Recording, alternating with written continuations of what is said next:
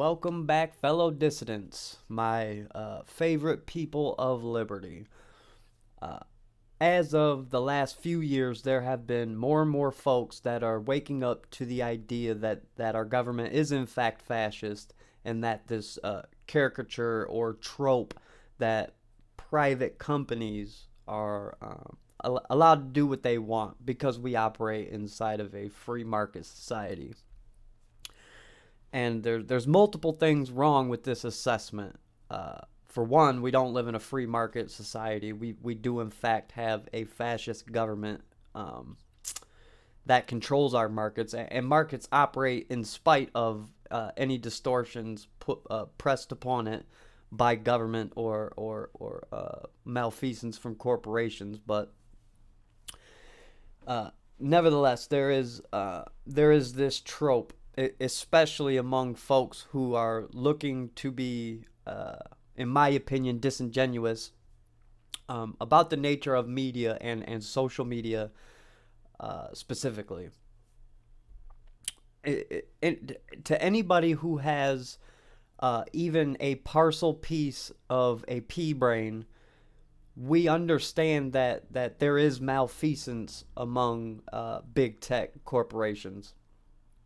And the writing has been on the wall, and libertarians and regardless of ideological spectrum, anybody who can see reality and essentially process it and relay this information, and could tell you that there is vast amounts of censorship, especially among the cancel culture. Anytime the establishment's narrative is challenged, you either get disingenuous or outright lying fact checks. You get shadow bans, suppressions, or outright just suspensions or lifetime bans from multiple big tech platforms. Now, due to the nature of my job and the hours that I work, I wasn't able to record yesterday, so I am essentially I'm a day late on this one. But the nature of this is absolutely outstanding, and of course, your corporate press is not touching this. They wouldn't use they would not ever dare to even report on the implications of what is happening. And the Intercept put out a bombshell report. This is going to be the Watergate of our era, because while the writing has been on the wall, it's very, very difficult without internal messaging, internal documents, and things of this nature, etc. It's hard to actually prove the malfeasance. Well, thanks to the article by the Intercept, we now have a glimpse at the fascist cooperation that we have between big tech and big government. And you have some people outright ignoring it because it how would you say it? It distorts reality to the point where the malfeasance can't be explained away. The trope is now absolutely obliterated that these are private companies. And I have been making this argument for a minimum of I don't know, a few years. But anytime there is fascist collusion between big government and big corporations, it blurs the line of what exactly is the nature of the state and the private markets or private corporations or whatever. But I have been a vociferous advocate of stopping folks of this disingenuous trope of these are private corporations. I actually happen to be of the opinion that a vast majority of these crony corporatist monopolizing corporations, these globalist shills, that even when they're propped up by regulations or subsidies or any of this is in fact fascism, because you have big corporations and big state working in a collusive nature. So I mean that is in the 20th century definition, it is corporation and state merging together. Now there's this hybrid nature. The state learns to evolve with the times, and it's like we had the revolution, and then the Articles of Confederation, and the Declaration of Independence, and then there was a centralized coup by hardcore centralizers of government, i.e., our founding fathers. And I know staunch constitutionalists don't like to hear this, but if you have any idea of the nature of the founding of our country, it was in fact a coup, and the Articles of Confederation did not fail. There was hardcore centralizers of government who came together and put together this document. It was actually not the Federalists who gave us pronounced our liberties. As a matter of fact, the Bill of Rights was put in with the Constitution by the anti-Federalists. They didn't even want to go along with it, but it was going to happen with or without them, so they laid into it by the way of our Bill of Rights.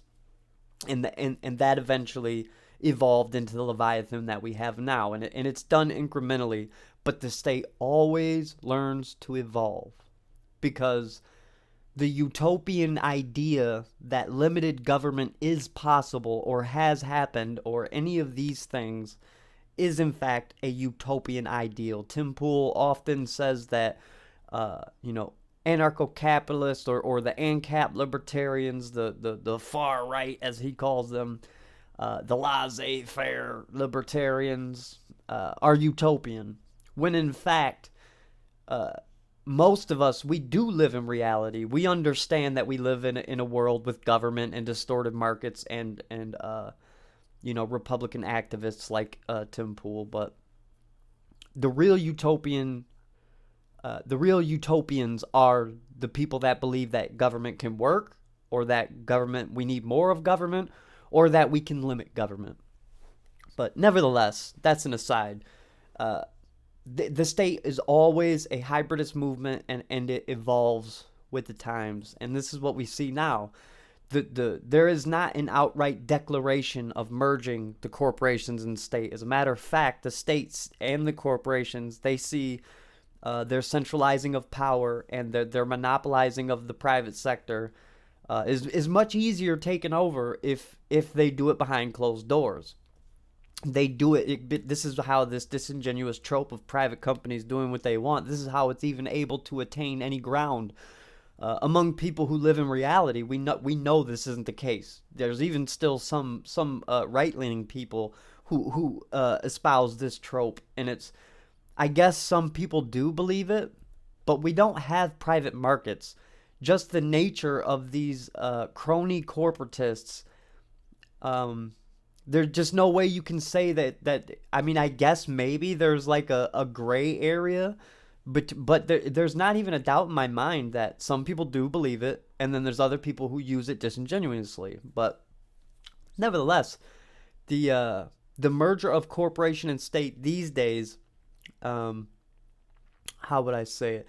It's just, in fact, it's murky. People, for one, government is just a proxy for control. The actual elites, the actual people who run the show, are in fact the central bankers. It's excuse me, I gotta turn the gain down a little bit. It is in fact the central bankers, and then they use the deep state and the globalist regime, and the democratic process in the West. They capture it, and then there's stages. You got the elitist people who control the economies and the money, and then underneath that you have governments who control the people and the regulators, and then there's this evolving door between supposed private corporations that are massive global conglomerations, and there's this revolving door where they go in and out of corporations and state, and then it ends up it's called regulatory capture. And essentially the corporations, they go in and they figure out how government works, and then they go back to they write the regulations on behalf of the corporations to keep people out of the market and to keep their monopolization, and install regulations that only they can take the burden of. And then they revolve around in and out of government and in and out of these large corporations and banks. So they have figured out that as long as they can keep the public docile and compliant, that they have nothing to worry about. This is how we've gotten to this Leviathan government corporate state that we have. And, they haven't outright said it. There's no declaration of a global government, but there's no other way to look at the U.S. federal government and its empire and its adventurism and its militarism and its whatever its imperialist agenda is, other than a global government. And sure, it's decentralized and compartmentalized at this point, but nevertheless, we do have a global government, and it is the central banking. And then, like I said, the next layer is the government, and then the next layer is the corporations. When actually government and corporations are essentially on the same footing. And when people say that they don't like capitalism, or they point to things about capitalism or markets that they don't like, it isn't definitely the corporations, and it's this crony corporatist version of markets that they don't like. It's not actually capitalism, but that's not what we're here for today. There's a reason why free speech followed by the right to defend yourself is a reason why those two were so absolutely pivotal when the Constitution was drafted. The idea that you can control someone's thoughts and actions if you can control their speech. And we at least had enough libertarian ideas at the founding of this country that they were aware that this would be a limiting factor. I truly believe that the founding fathers, there were some who most certainly did believe in liberty, and or else these libertarian ideas wouldn't have progressed to where they are today without it. So I'm not essentially always against it, but there's this distortion that happens. But nevertheless, they knew, at least to an extent, how important speech was. And the government still knows that today. That's why they vociferously try to quell it. And they have this is why they don't like what people are doing, what I'm doing. Just a CNC machine programmer who's radically libertarian and hates the government so much that they're able to just buy the equipment, buy a computer, hop onto a big tech platform, and start espousing these narratives that they absolutely cannot stand, right? Because for a long, long time, whether it was the printing press or it was the radio or whether it was television, they were always able to centralize and control the narrative, because the speech and the narrative are absolutely pivotal to government. It doesn't matter how dictatorial a government is. It doesn't matter how democratic or if it's monarchical. It does not matter what kind of government is. It always rests on public opinion, okay? So, as we see today, the narrative is slowly cracking. And, this is why I don't advocate for one party or the other, and I don't believe there's a political solution, because it's like the pendulum swings from left to right. The left fucks shit up, so the pendulum swings right, as we see today. And, they're going to inevitably fuck shit up, and it's going to swing left, right? So I don't believe that there is a political solution. I believe it is to waken people up that state is inherently flawed and it cannot be reformed. And we see why with this leak, right? So I've done a little bit of cursory research. I've heard a little bit of reporting on it. And it is not hyperbolic to say that this is going to be, if it's pursued further, and there's enough people that are awake to what is going on that I believe it to be the case, This is going to be a defining moment of our generation. The fact that, it's absolutely astounding that just a major publication was able to push these leaked documents out into the public, extinguishing any amount of legitimacy in the eyes of people who are awake, right? So I've done, this is basically going to be a first reading with me. I've done a little bit just to understand the nuances of it and get a proportion of what I need to say, but it is absolutely devastating, and this will in fact be a defining hallmark of our time, and that's not hyperbolic. There's no satire in that whatsoever. This is going to be incredible. So we're going to go through it. We are going to read through this together, and I'll slap my narrative and my perspective on top of it, and this also connects with another story that was published by The Atlantic, and you'll see why I'm tying all this together. All right, so you got this, and this is they absolutely nailed it with the headline here too. Truth cops. Leaked documents outline DHS's plan to police disinformation. Absolutely astounding, right? All right, so we got Mr. Klippenstein and Mr. Fang. So it starts, the Department of Homeland Security is quietly broadening its efforts to curb speech it considers dangerous, an investigation by The Intercept has found. Years of internal DHS memos, emails, and documents obtained via leaks and an ongoing lawsuit, as well as public documents, illustrate an expansive effort by the agency to influence tech platforms. This is not something that's news to anybody who's, like I said, got half a pea brain and is paying attention. But now we have the receipts. It continues. The work, much of which remains unknown to the American public, came into clearer view earlier this year when DHS announced a new Disinformation Governance Board, that Orwellian bullshit that got shut down immediately. A panel designed to police disinformation, i.e. false information spread unintentionally, disinformation, i.e. false information spread intentionally, and malinformation, factual, i.e. factual information shared typically out of context with harmful intent, that allegedly threatens U.S. interests. While the board was widely ridiculed, immediately scaled back, and then shut down within a few months, other initiatives are underway as DHS pivots to monitoring social media now that its original mandate, the war on terror, has been wound down. Yes, the DHS was originally formed under the Bush administration among that propagandistic rhetoric that we needed to stop terrorists or whatever, which we all knew that was propaganda, but continuing on. Behind closed doors and through pressure on private platforms, the U.S. government has used its power to try and shape online discourse. Excuse me.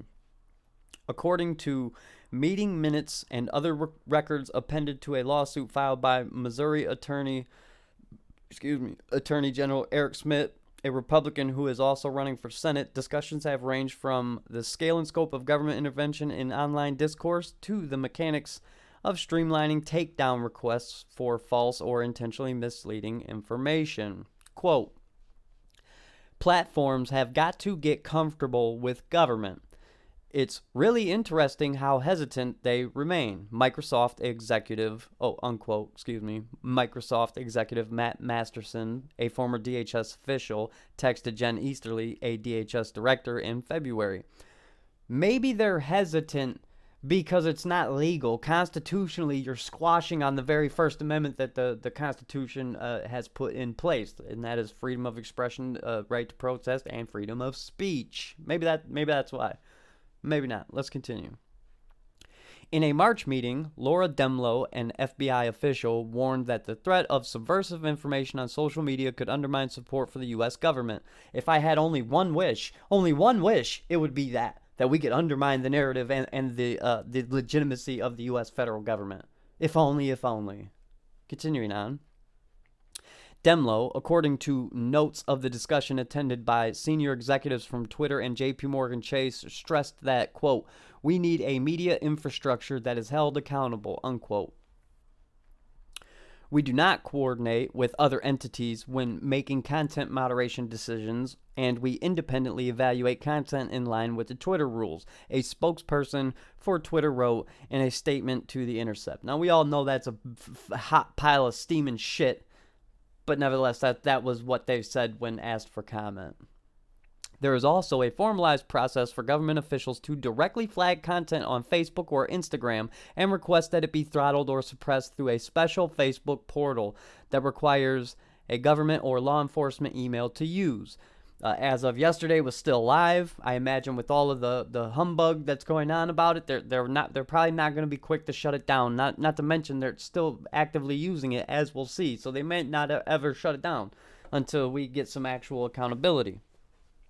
Continuing on. At the time of writing, the content request system at facebook.com/xtakedown/login is still live. This article was published October 31st. Today, at the time of this recording, is November 1st. And as far as I was aware, as of today, it was still live. DHS and Meta, the parent company of Facebook, did not respond to a request for comment. The FBI declined to comment. DHS's mission to fight disinformation stemming from concerns around Russian influence in the 2016 presidential election began taking shape during the 2020 election and over efforts to shape discussions around vaccine policy during the COVID pandemic. Documents collected by The Intercept from a variety of sources, including current officials and publicly available reports, reveal the evolution of more active measures by DHS. According to a draft copy of DHS's quadrennial Homeland Security Review, DHS's capstone report outlining the department's strategy and priorities in the coming years, the department plans to target quote, inaccurate information, unquote, on a wide range of topics, including the origins of the COVID pandemic and the efficacy of the COVID poke, racial justice, U.S. withdrawal from Afghanistan, and the nature of U.S. support to Ukraine. Quote, "The challenge is particularly acute in marginalized communities, which are often the targets of false or misleading information, such as false information on voting procedures targeting people of color," according to the report. The inclusion of the 2021 U.S. withdrawal from Afghanistan is particularly noteworthy given that House Republicans, should they take the majority in the midterms, which they probably will, have vowed to investigate.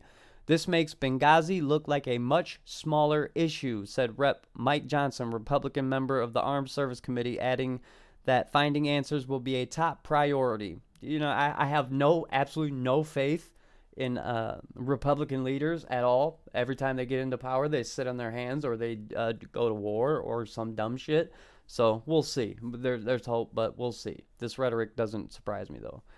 How disinformation is defined by the government has not been clearly articulated, and the inherently subjective nature of what constitutes disinformation provides a broad opening for DHS officials to make politically motivated determinations about what constitutes dangerous speech. DHS justifies these goals, which have been expanded far beyond its original purview on foreign threats to encompass disinformation originating domestically, by claiming that terrorist threats can be exacerbated by misinformation and disinformation spread online. But the laudable goal of protecting Americans from danger has often been used to conceal political maneuvering. In 2004, for instance, DHS officials faced pressure from the George W. Bush administration to heighten the national threat level for terrorism in a bid to influence voters prior to the election, according to former DHS Secretary Tom Ridge.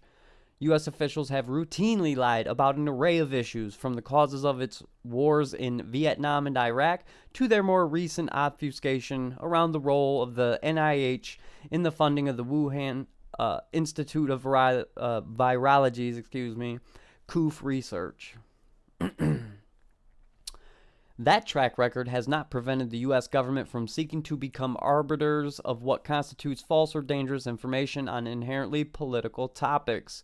Earlier this year, Republican Governor Ron DeSantis signed a law known by supporters as the Stop Woke Act, which bans private employers from workplace trainings, asserting an individual's moral character is privileged or oppressed based on his or her race, color, sex, or national origin. The law, critics charge, amounted to a broad suppression of speech deemed offensive. The Foundation for Individual Rights and Expression, or FIRE, has since filed a lawsuit against DeSantis alleging unconstitutional censorship. A federal judge temporarily blocked parts of the Stop Woke Act, a ruling that the law had violated workers' First Amendment rights. And they're not wrong. The constitutional prohibitions on speech and all of this pertain only to the government. Only the government doesn't have protected speech. Only the government doesn't have the right to defend itself. Only the government, blah, blah, blah, blah. So saying that an edict given from a governor saying that certain companies cannot do this or that is inherently flawed. This is why I agree with the whole, if when it comes to schools and such, it should be up to the people who have their kids in the schools, the people who are actually have people in the supposed system. It's up to them what they want their kids to be taught. The government can be restricted, the people cannot. The extent to which the DHS initiatives affect Americans' daily social feeds is unclear. During the 2020 election, the government flagged numerous posts as suspicious, many of which were taken down, documents cited in the Missouri Attorney General's lawsuit disclosed. And a 2021 report by the Election Integrity Partnership at Stanford University found that nearly 4,800 flagged items, technology platforms took action on 35%, either removing, labeling, or soft blocking speech, meaning the users were only able to view content after bypassing a warning screen.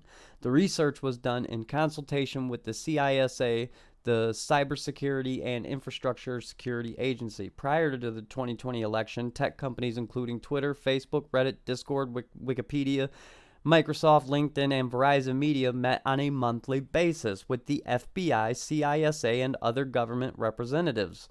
According to NBC News, the meetings were part of an initiative still ongoing, between the private sector and government to discuss how firms would handle misinformation during the election.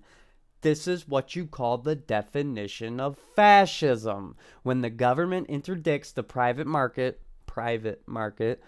and we've seen this. They haul these people. They haul these CEOs into a congressional meeting, and they use soft coercion and basically threaten these people that if they don't do what the government wants, that they're going to regulate them or squash them or whatever. I mean, I'm not a fan of any of these giant corporatist shills, right?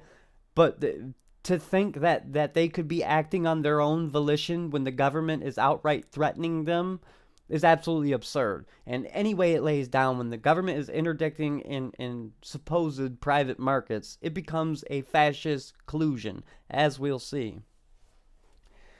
The stepped-up counter-disinformation effort began in 2018, following high-profile hacking incidents of U.S. firms when Congress passed and President Donald Trump signed the Cybersecurity and Infrastructure Security Agency Act, forming a new wing of DHS devoted to protecting critical national infrastructure. An August 22 report by the DHS Office of Inspector General sketches the rapidly accelerating move toward policing disinformation. Now, I cannot count on both hands and both feet how many times the Republicans have extended the government or some amount of bureaucracy inside of the government, and then it came back to whip them in their own ass. Like, how many times are we not going to see that there is no way of expanding government to restrain government or to protect us? Every single dictator in history has said that they were doing it for the common welfare. There is none of this makes sense. And the fact that people still advocate that Trump is like some kind of hero. Well, sure, let's just say that he's incompetent. So incompetent that he added a new wing to DHS that is now helping to effectively silence him and his base. It's retarded. From the outset, CISA boasted of an evolved mission, quote unquote, to monitor social media media discussions while routing disinformation concerns to private sector platforms. In 2018, DHS Secretary Kirstjen Nielsen created the I probably butchered that. Created the Countering Foreign Influence Task Force to respond to election disinformation. The task force, which included members of CISA as well as its Office of Intelligence and Analysis, generated threat intelligence about the election and notified social media platforms and law enforcement. At the same time, DHS began notifying social media companies about voting-related disinformation appearing on social platforms. In 2019, DHS created a separate entity called the Foreign Influence and Interference Branch to generate more detailed intelligence about disinformation, the Inspector General report shows. That year, its staff grew to include 15 full and part-time staff dedicated to disinformation analysis. In 2020, the disinformation focus expanded to include the COOF, according to Homeland Threat Assessment issued by Acting Secretary Chad Wolf. The apparatus had a dry run during the 2020 election when CISA began working with other members of the U.S. intelligence community. Office of Intelligence and Analysis personnel attended weekly teleconferences to coordinate intelligence community activities to counter election-related disinformation. According to the IG report, meetings have continued to take place every 2 weeks since the elections. So, after the election and all of the propaganda and the rhetoric, Time literally put out an article about a shadowy campaign to a shadowy cabal to fortify the election, right? Now we see that there was actual fascist collusion between government and big tech to literally sway the election. There's no other way to put it. You know, I'm going to upload this on YouTube, right? And I have had multiple strikes, whether it's talking about the COOF poke, the election. No, I don't even remember. I think it's a total of 5 strikes I've had. 2 appeals went through, and the other 3 were just spaced out long enough for me not to get 3 strikes within a 90-day period or whatever.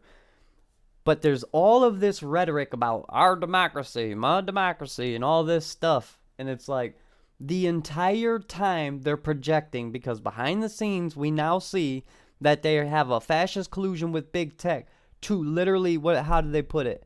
Counter election-related disinformation, and the meetings have been going on bi-weekly since the elections. They have a meeting every 2 weeks to continue this fascist collusion. Let's see. I'm trying to... As a matter of fact, the reporter who helped write this actually has some of the leaked documents here. He says, FBI agent Laura Demlow was in communications with Facebook that led to the suppression of the Hunter Biden laptop story in 2020 over the false allegation that it was disinfo. This year, she met with Twitter DHS to stress we need a media infrastructure that is held accountable, as noted in the article. Here we go. Pursuant to the third-party subpoena, Meta has identified the FBI's FITF as supervised by Laura Demlow, Elvis Chan as involved in the communications between the FBI and Meta that led to Facebook's suppression of the Hunter Biden laptop story. All right, and then this is just verification. If you want, you can look up his Facebook page. Now, there is the link for the government emails that was apparently still live as this was recording. This is just archived information that showed what it looked like. Okay.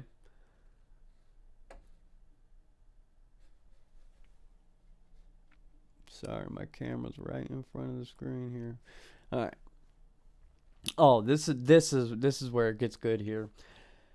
The emails and documents show close collaboration between DHS and private sector. Twitter's Vijaya Gadde, who cried when she found out Elon Musk was buying the platform. And we will see why here. Between Vijaya Gadde with DHS to discuss censorship plans. And this is, what do we got here? Platforms have to get comfortable with government, as stated in the article. It says, thanks so much. Really appreciate it. And sorry I didn't ring last week. Think you were on the call this week? Just trying to get us in a place where Fed can work with platforms to better understand the mis and dis trends so relevant agencies can try to pre-bunk and debunk as useful. Pre-bunk, I would assume this means basically to get out ahead of the get the narrative established before things happen, like the Hunter Biden laptop. Not our mission, but was looking to play a coordinated role so not every DA is independently reaching out to platforms, which could cause a lot of chaos. Absolutely absurd. Absolutely absurd. What we got here? This is due to the governance board. Yeah, so, all right, so, let me make sure I didn't miss something. Okay, yeah, so we now see that all of the times that folks like I have been censored and, we try to talk about the establishment narrative, we have been shouted down. And a lot of times people attribute this to incompetence. And we now see that whether it's the lab leak or the coof poke or any of this stuff, that it is in fact not incompetence, maybe on behalf of the public who just are blindly in lockstep with the establishment and their narrative. But the people who are pushing the narrative and who create the narrative are in a fascist collusion to control the minds of those blind shock troops. And now, the establishment mouthpieces who advocated for lockdowns, who advocated for you to abuse your child on a regular basis by covering their face with masks, knowing damn well that it wasn't going to do anything. And there was fascist collusion to quell any dissent against the coof poke and all of this stuff. They now have the audacity to come out and say, let's declare a pandemic amnesty. Now, in the circles of social media that I roll around in, typically they are heavily libertarian and anarchistic tendencies, at least, right? So everybody who's seen this, has the meme war has started against this Emily Oster and the Atlantic, the mouthpiece of the lockdown regime and the coof regime. First of all, amnesty is typically referred to when there has been some form of crime. So there's an implication here that there has been some wrongdoing, right? So let's see exactly what Miss Oster believes is the crime committed. In April 2020, with nothing else to do, my family took an enormous number of hikes. We all wore cloth masks that I had made myself. I basically hate her at this point. We had a family hand signal, which the person in front would use if someone was approaching on the trail and we needed to put on our masks. Once, when another child got too close to my then 4-year-old son on a bridge, he yelled at her, "Social distancing!" So she's openly proud that her and her child at 4 years old were just blind shock troops for the establishment fascist government. Like, this is why I don't believe that there's a political solution. Because there is a lot of people who just, whether they believed it or whether it gave them the moral high ground in their mind to act this way to folks, they loved it.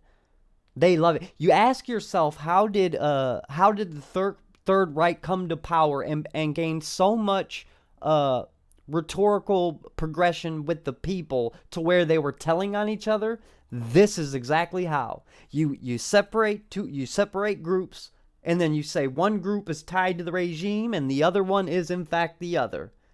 And then you get these shock troops who act like, if you're not in line with the narrative and you're not doing exactly as is compliant per the establishment regime, then you're some kind of pariah, right? These precautions were totally misguided. In April 2020, no one got the coof from passing someone else hiking. Outdoor transmission was vanishingly rare. Our cloth masks made out of old bandanas wouldn't have done anything anyway. But the thing is, we didn't know. First of all, if you are getting your sources from the quote-unquote experts, sure, maybe you didn't know. But a lot of people knew damn well that none of this shit was working, right? And on top of that, they were actively downplaying anybody who dissented from the original narrative. It's not that they didn't know, it's that they didn't want to know, because the amount of social and moral control that it gave them over other people, they did not want to let go. The same reason why sociopathic psychopaths always tend towards government, because it allows them to control people, is the same reason why these people followed in blind lockstep, abusing children, forcing whatever on folks to put in their body, whether they wanted to or not, and then making them social pariahs if they didn't. That's why they didn't know. It's not because, we were just ignorant. No, it's because they didn't want to know. They absolutely didn't want to know. I have been reflecting on this lack of knowledge thanks to a class I'm co-teaching at Brown University on COOF. We've spent several lectures reliving the first year of the pandemic, discussing the many important choices we had to make under conditions of tremendous uncertainty. First of all, whatever they're doing at Brown University, if they got blind Democrat shock troops and progressives teaching it, it can't be worth a damn. But anyways, some of these choices turned out to be better than others. To take an example close to my own work, there is an emerging, if not universal, consensus that schools in the U.S. were closed for too long. The health risks of in-school spread were relatively low, whereas the cost to students' well-being and educational progress were high. The latest figures on learning loss are alarming, but in spring and summer 2020, we had only glimmers of information. Reasonable people who cared about children and teachers, advocated on both sides of the reopening debate. Pause. Bullshit. Absolute bullshit. Not only was the establishment absolutely denigrating anybody who stood against or dissented that narrative, people were abusing their children openly. You can go on libs of TikTok right now and see how this woman, there's a young boy, he's maybe 2 years old, and he's crying because they keep putting this cloth mask over his face. And nope, you got to keep it on your face. Nope, you got to keep it on your face. And they just kept on pushing it on his face, even though he's crying. And no, they loved it. They love to abuse children. There's something about these sociopathic assholes that will not let them stop, whether it's your kid or their own. So no. It's not that they cared about children and teachers. For one, the teachers' unions were actively trying to quell the opening. They didn't want it to open because they were getting paid to stay at home. Why else wouldn't they? They're the government employees. You get paid off the other people, and you don't even got to do your job. Hey, what's better than that, right? I apologize for being so damn passionate, but, luckily, I have a very close relationship and an understanding with my daughter. And we go well above the curriculum that is in her school. So, while sometimes it was very, very uncomfortable to be in public where it's very formative for a kid when they're learning language and they're learning to move around in the world and how the world works and stuff, to be able to see people's faces and all that was taken. I live in Michigan, so this was well over a year, It wasn't just some, Gretchen Whitmer just literally lied on the debate stage and said that we were only closed for 3 months. Bullshit. They literally just reopened fully recently. They're going based off of like what was the cyber shit. And that was even a joke in itself. The whole thing was a joke. Sorry to go off on a tangent, but this idea that they actually cared about teachers, I couldn't give a fuck about these teachers. I couldn't possibly care less. I think a majority of them are absolutely fucking terrible. And when they have the chance, they absolutely use their sociopathic tendencies and take it out on the fucking children. We've seen this across the entire country, and parents are absolutely fed up with it. Excuse me. Another example. When the Coof poke came out, we lacked definitive data on the relative efficacies of the J&J shot versus the mRNA options from Pfizer and Moderna. The mRNA Coofs have won out, but at the time, many people in public health were either neutral or expressed a J&J preference. This misstep wasn't nefarious, it was the result of uncertainty. Where do I even begin? For one, sure, there was a misnomer in public about what was good and what wasn't, but that doesn't matter. Among the ruling elite and the mouthpieces of the damn COVID regime, there was no topic debate allowed. It was, we have these and you can choose between them, but you don't have a choice. What was it? Vast winter of death, they were saying. Pandemic of the unvaccinated and things of this nature. If you absolutely stood against the narrative and against the regime, there was no discussion allowed. They were trying to advocate for health passports and an apartheid state. They were openly saying, we hate you, we hope you die, and if you do catch it and get sick to the point of hospitalization, well, you just shouldn't get health care at all. The same people who supposedly want a one-payer health, universal health care for everybody. So you can eat yourself into fucking obesity and death, but if you don't follow the establishment narrative, nope, not allowed. Obviously, some people intended to mislead and made wildly irresponsible claims. Remember when the public health community had to spend a lot of time and resources urging Americans not to inject themselves with bleach? Press the brakes. That's all bullshit. That's all leftist rhetoric and propaganda. That was the Democrats misconstruing what Trump said. Anybody who knows me knows I'm not a big fan of Trump. I think all presidents are terrible and all politicians suck, including him. But they absolutely took his what he was saying out of context and then made it seem like they were going to have to do this vast cover-up so people didn't inject themselves with bleach. Another bullshit.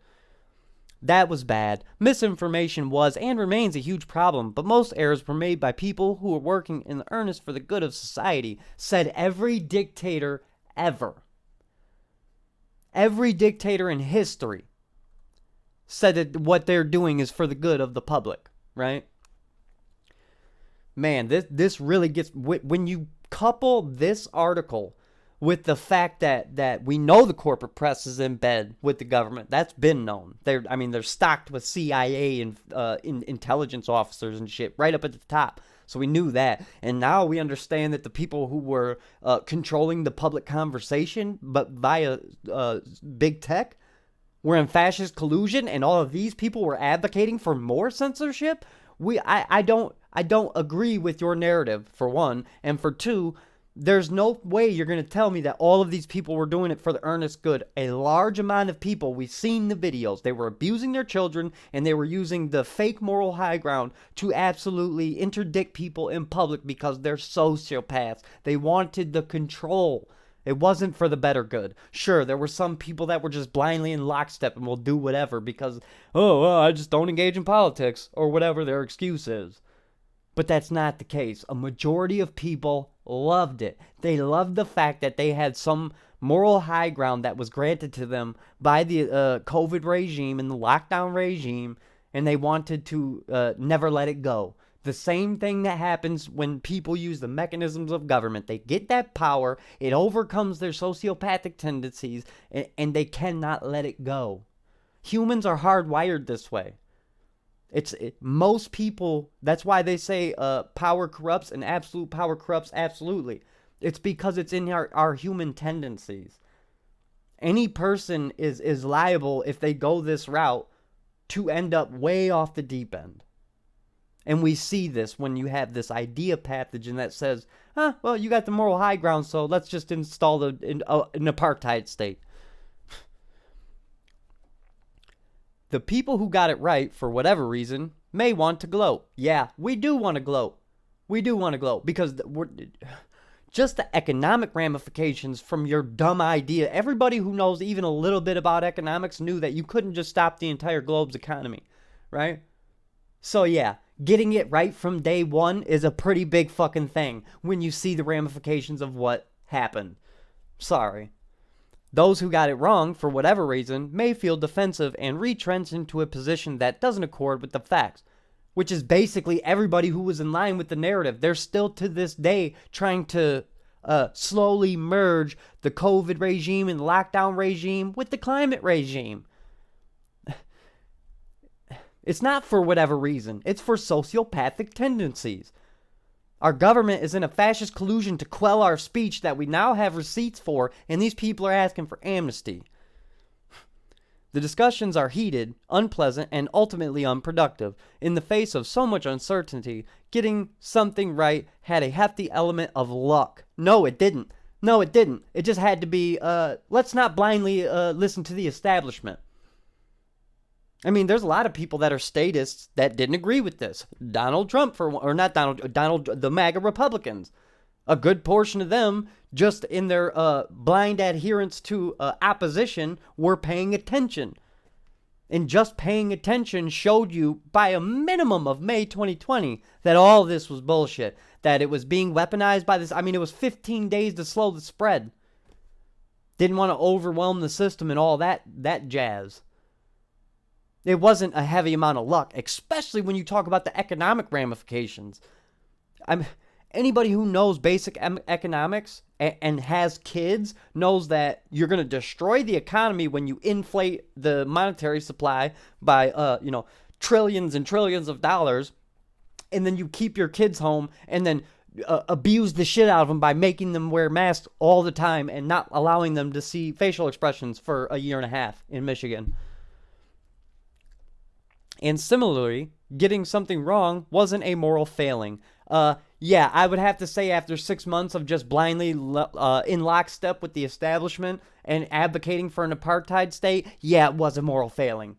It was absolutely a moral failing. Treating pandemic choice, we have to put these fights aside and declare a pandemic amnesty. No. Just absolutely no. Absolutely not.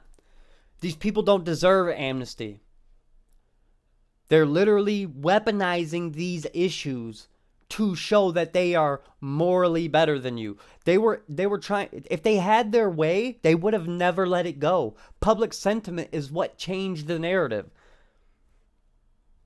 I literally had to use Rand Paul on the floor of Congress making a speech so I didn't get censored by the fascist collusion that was going on with big tech, and that I still got yanked down. One of my clips got yanked down. Still. There is no amnesty. For one, you would have to admit some kind of wrongdoing. As we see in these articles, they're not saying there was, it was just the people who got it right, it was lucky. And the people who got it wrong, we need to just move on. No, sorry. A lot of us are not going to forget this. The people who have children or who even just care about children are never going to forget it. Sure, you want to hold the lockdown regime accountable. You lock up Fauci, you lock up Whitmer, you lock up Cuomo and all of these people. The people who literally their policies, when they knew it would hurt people, put people into old folks' homes and killed old folks. You want to lock those people up and then apologize for being the mouthpiece of these people? I would be willing to say they're allowed back into polite society. We don't got to like them. We don't got to associate with them. But we'll allow them to have their moral standing back as a regular person. But as of right now, you're literally just the mouthpiece of amnesty. How about go fuck yourself? How about get fucked? Luckily, my daughter has 2 good parents. So she's going to be just fine. She doesn't look at school as an authority figure to be deferred to. There's no deference. She understands that she has her role, and so do the teachers and such. She's not disrespectful. She's a beautiful, empathetic young girl, and she's brilliant, so she's gonna be fine. But we're not doing this whole the government is the authority and you have to listen no matter what. No. We are teaching independent thinking young people around my parts. And as for this whole blind shock troops and apartheid state, you don't get amnesty for that. And the fact that me and my tribe, the ANCAPs, the libertarians, even some like people like Tim Pool and shit, when it comes to this issue, we are in a coalition. Tim Pool would be more than likely willing to give these people amnesty. Oh, a lot of it was just ignorance. A lot of it was just incompetence. No, it's malfeasance and malevolence is what it is. You get no amnesty for me. The fact that these people are actively trying to advocate for more censorship because they don't agree with our politics, right? We see that. We have the receipts now. I don't even believe in democracy, right? I think the entire thing's a joke. I mean, we've seen these same issues going all the way back to Gore v. Bush in 2001 in Florida, no less. So this is all the entire system is fundamentally unreformable, in my opinion. The fact that Fauci wasn't fired and he was used as a mouthpiece to put moratoriums on, keep the schools closed, that makes Trump unelectable in my opinion anyway. But a lot of people agree with him, so they probably will elect him. But nevertheless, they were using those people's opinions against them to squash dissent. We find out that the crackhead son of Joe Biden is out here literally, I mean, that whole rabbit hole of that laptop and the pedophile elites that we are underneath in this country, that whole rabbit hole is just absolutely absurd. And that was supposed to be an October surprise. Hey, look at what you're voting for. Nope, squash that. We want to abuse your children and force them to put big pharmaceutical products in their body. Squash the dissent. Oh, public opinion is changing? Okay, we just want amnesty. We need to move on. As their divisive rhetoric gets worse and worse, MAGA Republicans are extremists and all this shit. You know, it's funny. People will say that because I want to teach my child tradition or gender roles, that's radical, right? But they don't even understand that my real radical position is abolishing government. The fact that girls are girls and boys are boys isn't so radical. But these people, if you say that, they advocate for you to have no voice on the internet. And we have the receipts to prove it. So amnesty? How about go fuck yourself? How about until you go through the abuse that all the children in this country went through, and you can't even mimic it because their brains are like sponges, and y'all squished the sponge until it was dried up, and then you said, "Oh, sorry, my bad." If you thought that was gonna happen, well, you're just lucky. You're just lucky. No, there will be no amnesty for these people. There are going to be some people who understand that what they did was wrong, and they will change accordingly. But people like Miss Ulster here, you get no amnesty for me. You get no amnesty from my tribe. We understand what's going on. We have our eyes open. And because they act this way, more and more people are waking up. Now, I was a day late on this one, but there was no way I was not going to talk about it. This is absolutely absurd. Amnesty? Okay. We see the projection. We see the left is the fascists. This uniparty establishment at the top between the Republicans and the Democrats. They are the fascists. These globalist shills in these big corporations, whether it's big pharma, big tech, whatever the big corporation is. The centralized banks at the top. They are the fascists. They are projecting onto us because historically that could gain them shock troops. Same thing happened in Soviet Russia, in the Third Reich, before and during World War II. If you control people's minds with propagandistic rhetoric well enough, they will do the job for you. And then when you get caught up, hey, It was ignorance. We just need amnesty now so we can keep going. No, fuck you. You'll do it again. I apologize, but if I'll end with that. But we'll see if this even stays up on YouTube. We'll see, because I'm speaking openly and passionately. I have a child. These people were literally trying to abuse my child and saying that I was wrong if I didn't do it. Well, I say get fucked. So if you like this, please like, share, subscribe. Catch you on the next one.